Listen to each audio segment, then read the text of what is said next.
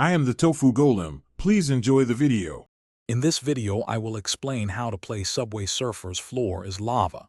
This exciting game mode challenges you to navigate Subway City without ever touching the molten ground. It is a no-floor challenge that you can find within the game's events section. As you continue your run, the difficulty will steadily increase, demanding quick reflexes and strategic thinking. Get ready for a fiery adventure where every jump counts. To succeed in Floor is Lava, mastering your movement is crucial. Hoverboards are your best friend, allowing you to temporarily glide over the lava without taking damage.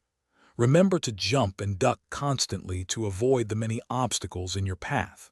Be extra careful, as even some trains can be filled with molten lava, adding another layer of challenge to your high-stakes run. Keep an eye on the small volcanoes at the top of your screen. They visually represent the increasing difficulty level. If you accidentally touch the lava, do not panic. You typically get one chance to recover and jump back to safety. Your score in this mode is cumulative, meaning all points are added up across multiple runs, providing plenty of opportunities to unlock cool rewards. Power-ups are incredibly helpful in this challenging mode. Jetpacks are particularly effective since there is no lava in the air, offering a safe way to bypass ground obstacles. As you play, make sure to collect coins and other tokens to earn special rewards.